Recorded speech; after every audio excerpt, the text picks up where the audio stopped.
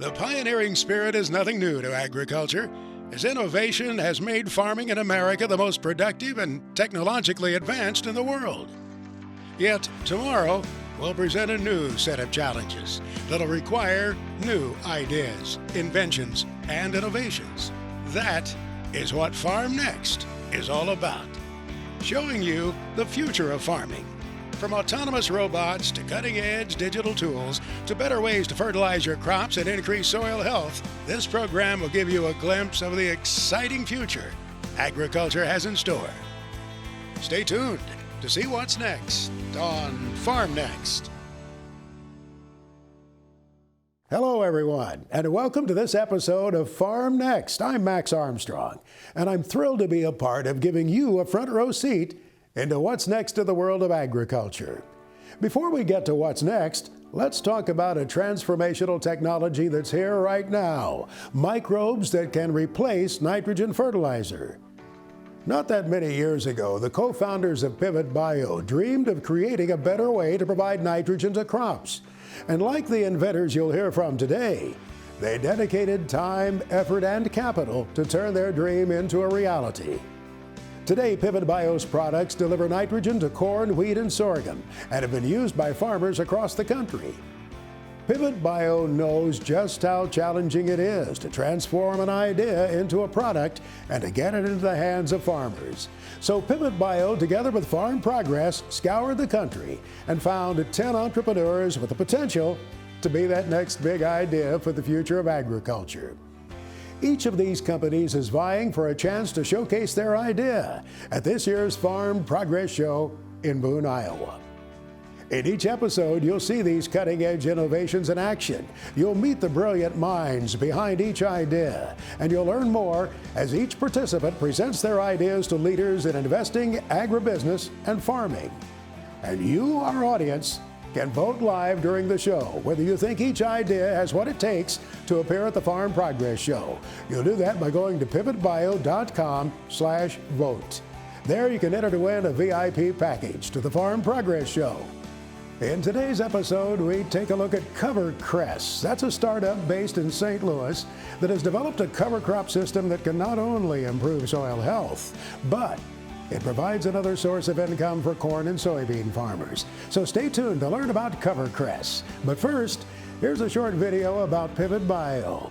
Take a look here. 6:45 in the morning with a chance of showers. Farmers have always taken care of what they value. Through hard work and resilience, they cultivated bountiful land. As the country grew, great revelations led to a green revolution, one that helped feed the world. Then it happened. Fewer hands worked the land, while more lived off it. Yet farmers took on the challenge. They pivoted, improved, and fed a nation hungry for progress. As Americans dialed up, farmers dialed in. Precision on the farm led to yields once thought impossible. But when it came to nitrogen, it wasn't precise or predictable enough. Not for the farmer, the crop, nor the environment. Today, Pivot Bio provides a better way to deliver a more dependable and productive nitrogen in the field, while giving growers a new tool to take care of what matters most. Farmers deserve a nitrogen worthy of who they are and what their land can provide. And now there is one. It's time to turn to a better nitrogen.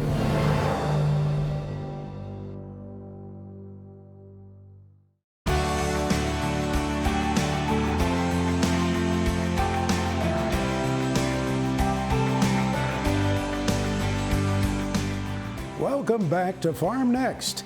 It's the show that gives you a front row seat into what's next in the world of agriculture. Coming up in today's episode, we'll take a look at CoverCress. It's a startup based in St. Louis that has developed a cover crop system that can not only improve soil health, but it provides another source of income for corn and soybean farmers. Now, before we meet Mike DeCamp, the CEO of CoverCress, here's a short video about the company from out of the field. Take a look. My name's Dale Sorensen, and I'm the Chief Commercial Officer of CoverCress Incorporated. I'm a South Dakota farm boy originally and have been in agriculture my entire career. This will be my 41st crop season working in agriculture with farmers. The inspiration for CoverCress really started back in 2013 with a couple of gentlemen that were pulling field pennycress samples from across the countryside that really created the first base genetics that could be utilized in breeding and developing a new crop called CoverCress. CoverCress gives you an opportunity to raise a third crop in with corn and soybeans over a 2-year period. This crop actually grows through the entire winter season from fall till spring. And during that winter season, it is developing a root system. It's keeping something alive in that soil during the entire winter months, rather than a brown landscape that you typically see in farm country. With earthworms being able to move in, it's starting to create a home for a host of good things to happen in the soil. Being able to protect that soil surface during those heavier rain periods that can occur in March and April is another big benefit. As you get to the latter part of the season, this crop has the potential to capture close to a ton of carbon per acre during its growth cycle, when most acres in the central United States don't have anything going on. The goal of CoverCress over the next 12 to 24 months is to get a group of farmers starting to raise this in the fall of 2022, and then really start to increase acres in the fall of 2023. We will provide the seed for that farmer to actually seed in the fall months of the year, and then the grain from that crop the following spring when he harvests, we're going to purchase that grain back from that farmer and eventually take that into the poultry industry as a whole grain feed source, and eventually crush for the value add of oil that can be used in biofuels in the future. When you really think about the opportunity that we bring, benefits that we bring, one, there's incremental revenue to the farmer. Two, there's benefits in the soil and carbon capture as you really look at the winter months. Three, we actually have a grain able to be utilized in feeding livestock. And four, we have an oil that comes from this grain that allows you to blend towards biodiesels or aviation fuel, so a renewable resource from a fuel perspective. The reception has just been unbelievably positive. We've got a limited launch this fall with several thousand acres, and we've actually got more farmers interested than we're going to have seed available as we get to this fall.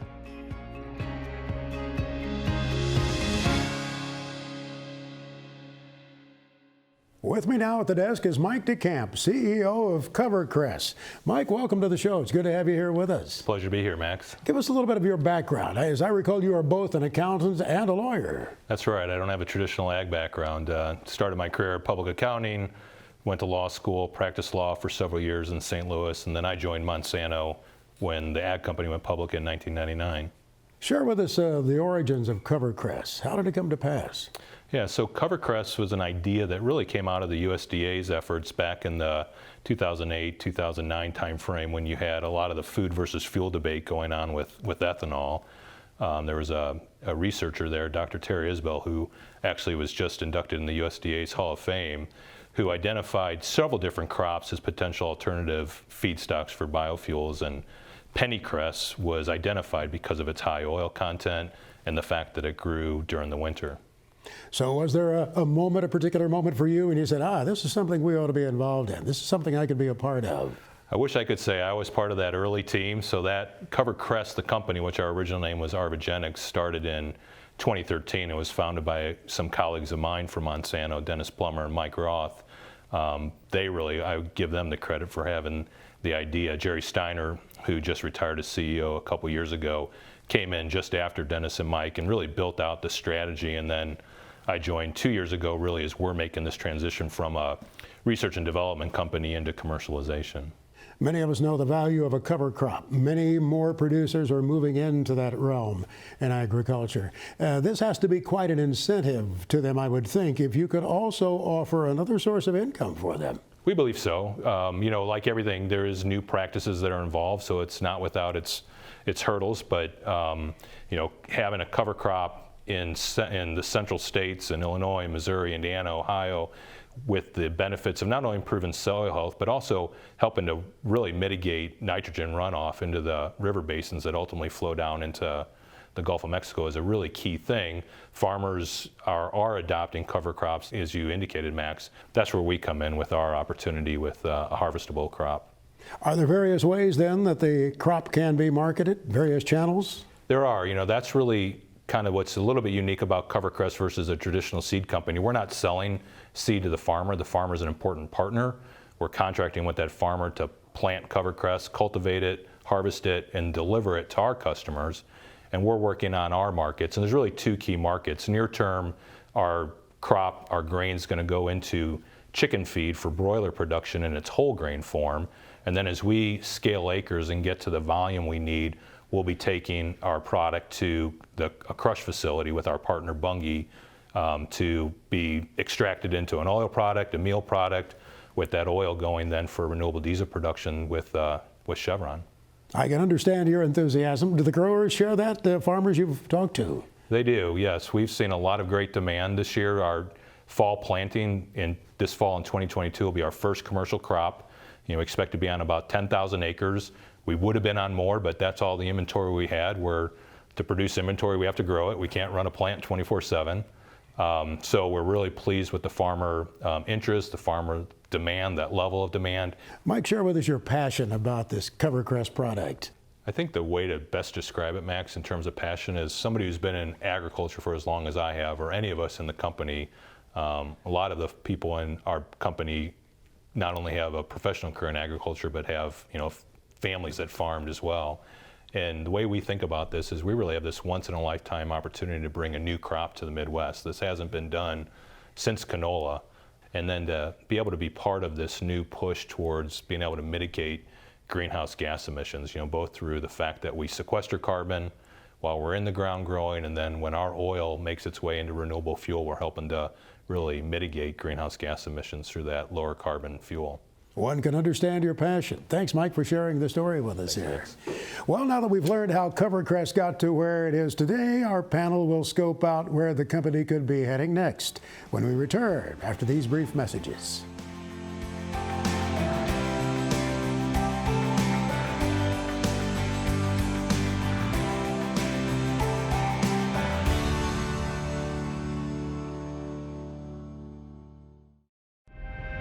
Soil is alive. Soil can breathe. Soil is incredibly complex. Most of this complexity we can't see. If you were to stick your hand in the soil and use a microscope and look under that microscope, you would see millions of microbes. Every plant, when it's growing, it needs sun, water, and nutrients. And those nutrients come from the soil. We can either add them to the soil through fertilizer, or microbes in the roots can help the plant get those nutrients. Nobody fertilizes the Amazon rainforest. That guy just grows all on its own. That rainforest is supported by diverse communities of microbes within the soil that interact with all these different plants. At Pivot, we look to biology for our inspiration, our source of innovation. And we've been able to build products that take us a step in a better direction.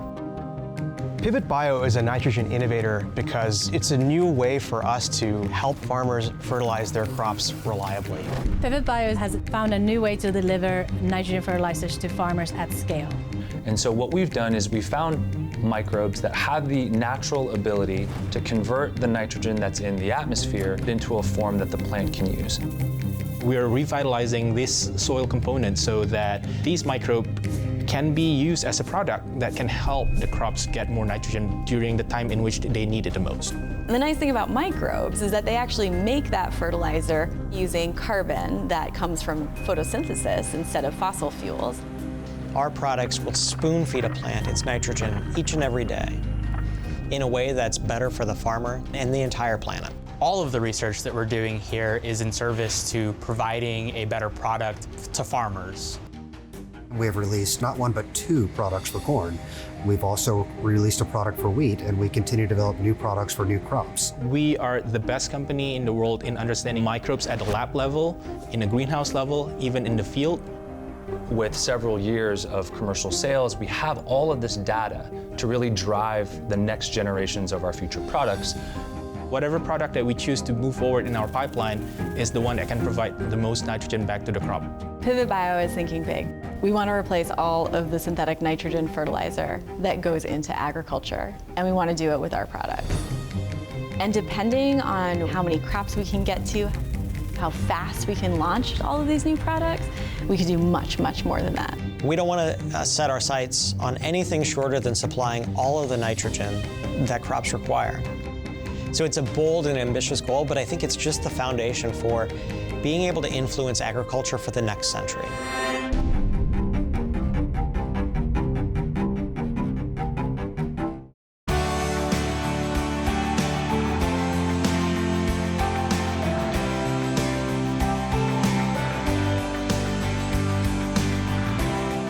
Welcome back to Farm Next. Now on to the final portion of today's program, the real nitty-gritty here, our panel examination. Let me introduce the panelists to you. First of all, Karlson Timme, who is CEO and co-founder of Pivot Bio. Tom Karlson, an entrepreneur and investor in the agriculture industry. And finally, Lisa Peterson. She's a farmer from Osage, Iowa. Welcome to the show here, panelists. Karlson, before we really get into the discussion here, I want to ask you a little bit about your background and why it has led you to the excitement of this Farm Next series. Well, thanks, Max. Really glad to be here and excited for today's discussion. We've heard some about Pivot earlier today, and for me, the chance to connect entrepreneur to entrepreneur, talk about how to link problems that we all face in agriculture with innovative ideas and turn that into a solution, I think that's what it's all about. So looking forward to the discussion.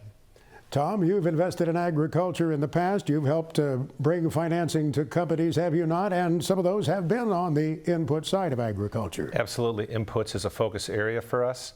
We've also done some work in the cover crop space. We've also done some work in the specialty oil space. So CoverCress is very interesting to me. I'm very excited to be involved. Rural American Fund is your firm. Yes, absolutely right. And we invest in agricultural businesses nationwide. Most of them are global businesses. And we invest in the supply chain in rural America, like the name says.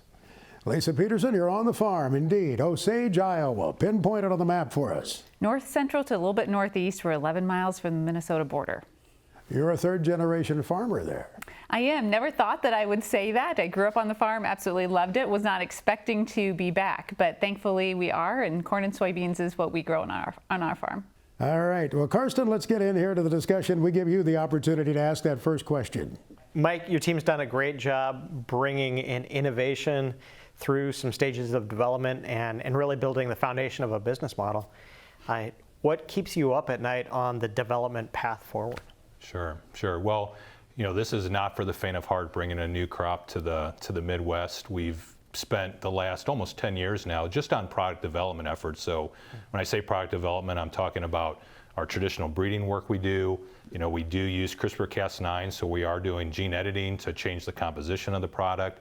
And then the most important part, which Lisa would appreciate, is really the agronomic side of things. So over these 10 years, we've had research fields. All those 10 years, we've learned a lot about how to grow this crop. So I feel really good about where we sit with the product. We just need to bring it to the customer, and to do that we have to pull it through the farm gate. And so really being able to make sure that farmers see the value proposition and understand what it takes to bring CoverCress to market and how that interacts with their farming practices. We grow in between a corn and soybean rotation, and that is a new cultural practice for growers in the Midwest. So I have a fair amount of experience, not in something engineered like your crop, but in the cover crop space. And one of the challenges we've seen in that market, both for the vendor and for the grower, are the economics of the market. When you look at CoverCress, if I'm a grower, is it profitable for me out of the box? Is it break even for me out of the box? And then, when you look at your model, you talk about different feed streams, initially as an animal feed and then moving forward to an oil. Can you talk a little bit to a finance guy about some of the economics of how it rolls forward? Sure thing, yeah. So you're exactly right, Tom. Today a cover crop practice that a farmer might participate in is a great opportunity for a long-term return in the form of improved yields, right, from that improved soil health that happens from planting a cover crop. But it's an investment, it's a cost, right? They're buying cover crop seed, they're planting that cover crop seed, and then they're just terminating it, right? Which is not a traditional practice for a grower. For us, the part that we bring to the table are all those ecosystem benefits of a cover crop, together with a new economic benefit from having a harvestable crop. So we're a derivative of soybeans. We will be priced as a derivative to soybeans. So at today's commodity prices, I would say that our revenue per acre opportunity, so top line for a grower, for a finance guy, is $175 to $200 an acre. But if we look at the fact that one of the key inputs the farmer doesn't have, or input costs the farmer doesn't have with our system, they're not buying the seed. Farmers are working with us under contract to provide really a service to plant CoverCress, cultivate it, harvest it, deliver it. And so there is a cost on the planting side. We try to plant in a very efficient manner, some kind of a piggyback trip that farmer's already doing. We're not drilled, we're air seeded. We need good seed to soil contact. So if one simple method to think about how to do this would be, if there's a vertical tillage pass that a grower is doing after their corn crop, you can put an air seeder on the back of that vertical tillage tool and you can seed that way. So very efficient. There is some fertilization that we recommend in the springtime. That's a cost to the grower. And then the last piece is the harvest, right? So you have not only the cost of the harvest and the time, the labor, you have the cultural practices too, right? You're getting your combine out at a time when you're getting your planters out, and the kind of the conflicts that can get created there. So all in, we think that it's probably at that $175 to $200 an acre of revenue, probably $75 to $100 an acre gross profit to the farmer. So we'd like to say simply, $100 in your pocket before you plant your first soybean. So I'd love to know, just from a geography standpoint, of where are you focusing right now, and what's your plan for spreading throughout the Midwest? Sure. So our initial focus, we probably started in the hardest place. We started in Central Illinois. Farmers, perform really well in Central Illinois, but we're a small company. It was very easy for us to have all of our research fields in Central Illinois. It was a day's drive from St. Louis, where we're headquartered. So we're starting in Central Illinois, a little bit in Missouri. And then if you think about our full geography, if you think I-80 to the north, I-64, I-70 to the south, Iowa, Missouri, Illinois, Indiana, Ohio, that kind of area would be our addressable market. And then we hope to, by 2030, 2031, to be on about 3 million of those acres. How about on the sustainability side? Is that a part of the economic equation, or could it be someday? It can be, yeah. There's really a couple aspects to it. Obviously, there are a lot of companies today that are in the marketplace with carbon programs for growers.